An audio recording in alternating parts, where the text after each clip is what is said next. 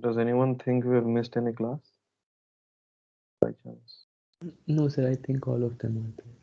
Okay, thanks for information. So let's begin by solving problems on conservation of mass. Okay, this was the first thing that we did today, and let me just put down the formula. So dmCv dt is equal to summation of all mass influxes into the system minus summation of all mass fluxes out of the system. Okay, so let us grab hold of a problem. So let me grab hold of this. So let's see what the question says. So the question says saturated vapor R134A leaves the evaporator in a heat pump system at 10 degrees Celsius with a steady mass flow rate of 0.1 kg per second. What is the smallest diameter tubing that can be used at this location if the velocity of the refrigerant is to not exceed 7 meter per second? Okay, so we know that we must first draw an evaporator. So an evaporator is nothing but a thermodynamic device which is essentially a heat exchanger. And I have told this at the very beginning of this course, as a matter of fact, that an evaporator is a device which evaporates the refrigerant. An evaporator is a device which evaporates refrigerants, meaning there is some refrigerant coming in and there is some refrigerant going out, and it absorbs heat. It, it absorbs heat, and so it is given that saturated vapor leaves the evaporator in a heat pump at 10 degrees Celsius. So let us write down the exit condition. So it is R134A, x equal to 1. Why is x equal to 1? Because R134A is saturated. Okay. And the temperature is 10 degrees Celsius. And it is given that the mass flow rate is 0.1 kg per second. Steady mass flow rate m dot E is 0.1 kg per second. So the question says, what is the smallest diameter tubing that can be used at this location if the velocity of the refrigerant is not to exceed 7 meter per second? Fine. So let's first solve the problem, then I'll discuss why is that so important for us to know that the velocity should not exceed 7 meter per second. Okay, so we know that the mass flux is the area times the average velocity over the specific volume, and this specific volume will be evaluated at the exit. So so why am I writing it at the exit? Because I am evaluating the smallest diameter tubing at the exit, okay, at this location, and this location corresponds to the exit of the evaporator. So this is the evaporator. Okay, so this will be the area times the average velocity, which is 7 meter per second, over the specific volume at the exit. Now, what should be the specific volume at the exit? It should be the specific volume of the gas at 10 degrees Celsius. As simple as that.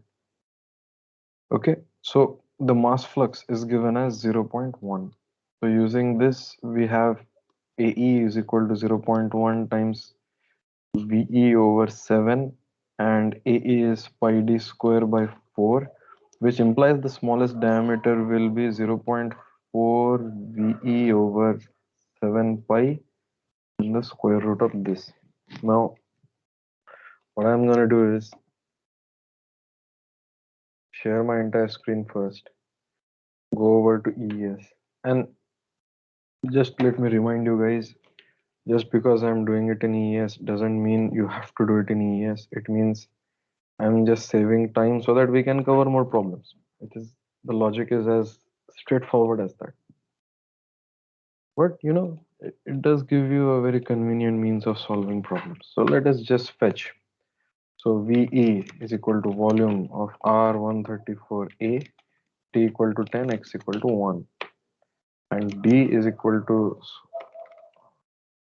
0.4 times VE divided by 7 times 3.1416. Yeah, this raised to 0.5. If I press F2, I obtain a D of 0.0299, 0.03 meter. So which is 3 centimeter. Okay. So the diameter comes out to be 3 centimeters. So this particular diameter must be 3 centimeters. Okay, and so the whole point of the problem is to see as to why uh, do we need to actually restrict the velocity. Can anyone guess from elementary fluid mechanics? Why do you want to restrict the velocity of the refrigerant to 7 meter per second?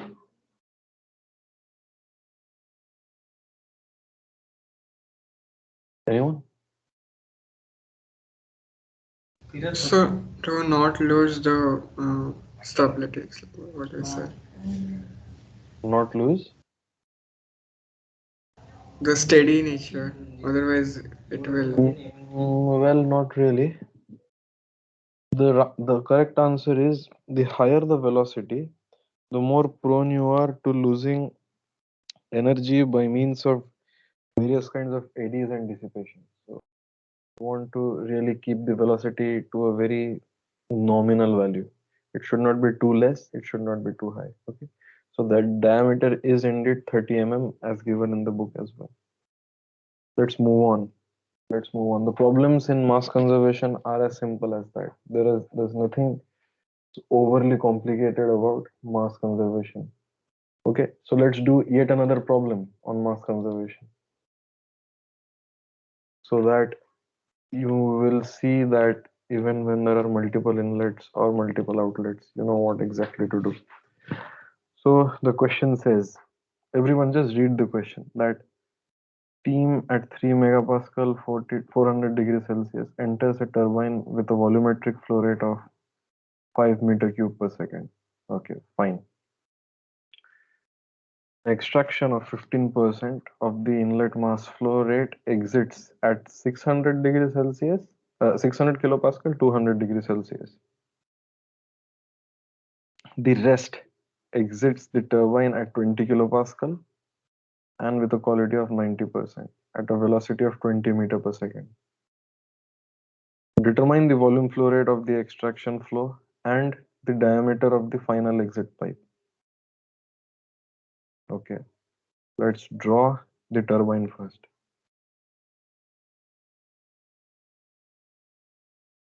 Okay, so this is a turbine, and a turbine is a device which produces shaft work. Okay. Okay, it produces shaft work. One moment.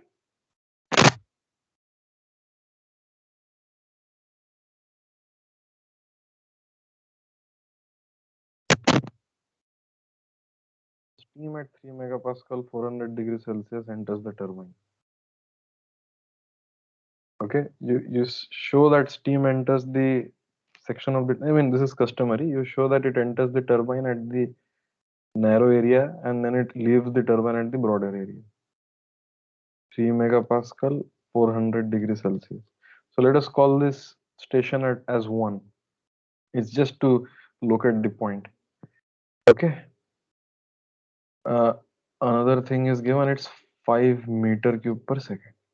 An extraction of 15% of the inlet mass flow rate exits at 600 kilopascal. So typically a turbine has multiple stages. So suppose this is stage 2.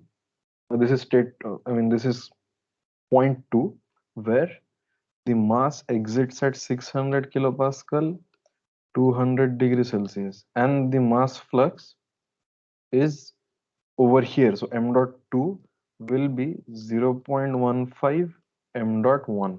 Okay, so the m dot at 1, if it is this m dot 1, so m dot 2 is 0.15 m dot 1 because it is given over here. The rest exits the turbine at 20 kilopascal and the quality of 90%. So x equal to 0.9 and the velocity at 0.3 is 20 meter per second. So the question is, determine the volume flow rate of the extraction flow. Okay, we want to determine the volume flow rate of this extraction flow and the diameter of the final exit pipe. Okay, this is it. This is the entire question.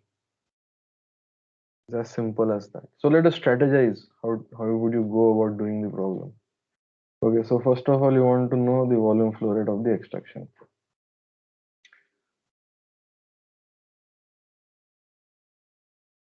Okay, so if you know what the mass flow rate is, m dot. Okay, so m dot, how can you relate with the volume flow rate? It is the volume flow rate over the specific volume. So m dot 2 will be the volume flow rate at 2 over the specific volume at 2. Okay, now we can then therefore write this as v dot 2 is equal to specific volume at 2 multiplied by m dot 2. But m dot 2 is what? V2 times 0.15 m dot 1. But m dot 1 we should be able to find out. How would we find out m dot 1?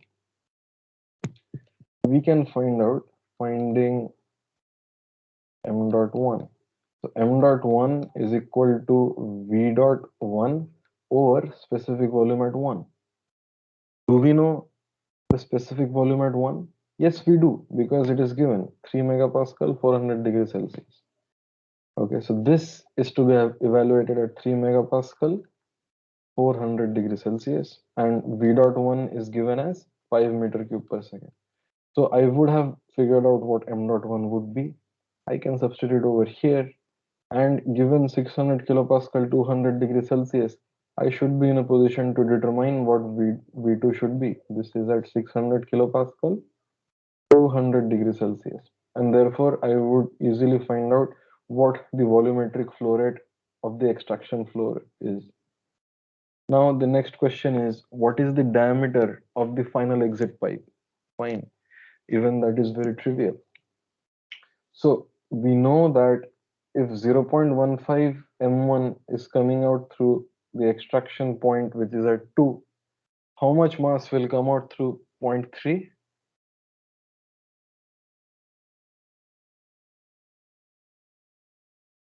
Am I audible? Think so. Yes, sir, 0.85. Okay, so this much amount of mass flow is coming through the final exit, M3. Okay, so we have m dot 3 is equal to average velocity at 3 multiplied by the area at 3 over the specific volume at 3. Do we know the specific volume at 3? Yes, definitely we do, because this is at 20 kilopascal, x equal to 0.9. Do we know what the average velocity at 0.3 is? Yes, we do. It is 20 meter per second. And because we already know what m dot 1 is, we also know what m dot 3 is, because m dot 3 is nothing but 0.85 m dot 1. And therefore we would be in a position to figure out what the diameter is. Okay, so without further ado, let me go to ES and very quickly wrap this problem. But before we proceed, is the procedure clear? First of all, it should be crystal clear how to go about solving the problem. Anyone has any doubt so far? Anything in this you ask first, because this conceptualization is the most important step. Without this, you would go nowhere. I'm being very frank about it. Sir, I have a doubt in previous problem. Okay. So in the question, it is mentioned that it is saturated, right? Hmm. So why can't we consider the case in which it's outside the dome? Then also it is totally vapor, right? It does not have any Then it would be composition of. superheated vapor. Then it would be superheated Okay. vapor. Yes. Okay. Anyway, so Yes. this kind of things do happen. It is good to get them cleared. Don't worry.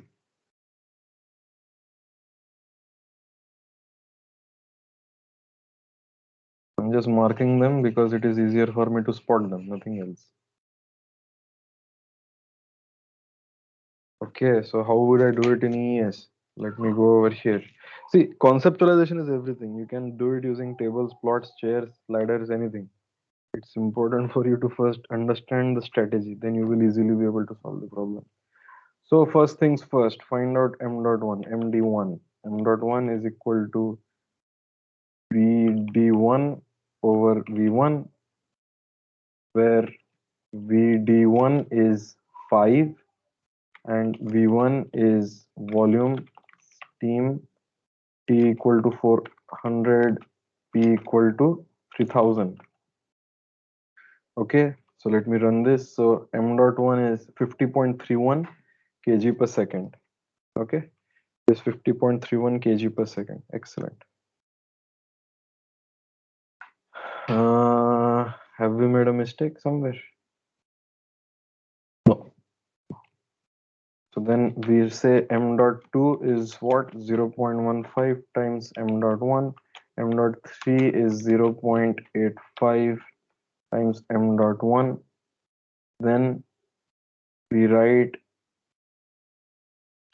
v dot 2 is equal to v2 times m dot 2, where v2 is volume or steam at T equal to 200 and P equal to 600.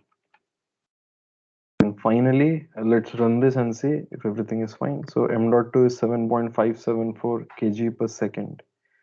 And m dot 3 is 42.77 kg per second, but that is not the question. The question is find out the diameter of the final exit pipe. All right. So over here, then I will say that, where is it? Yeah. So m dot 3. So I can write down A3 is equal to m dot 3 times V3 divided by velo 3, and I will say velo 3 is how much? Velo 3 was 20 meter per second, and V3 was volume of steam, T equal to, or rather P equal to 20, X equal to 0.9, and then I can simply write down D equal to 4 into A3 over 3.1416. I think pi is a declared variable. I'm not sure. Let us see. If I remember correctly, I mean, it's been a while. 0.5. Yeah, pi is a declared variable. So what do we get? The diameter is 4.329 meters. Okay, that's abnormally high. Have we made a mistake somewhere?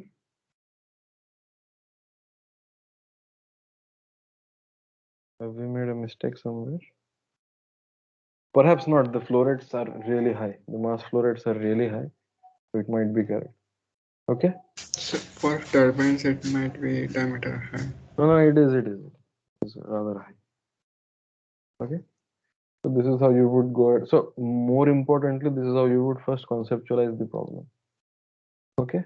And then you go on to actually solve the problem. You should not direct jump towards solution of the problem. That will usually end up nowhere.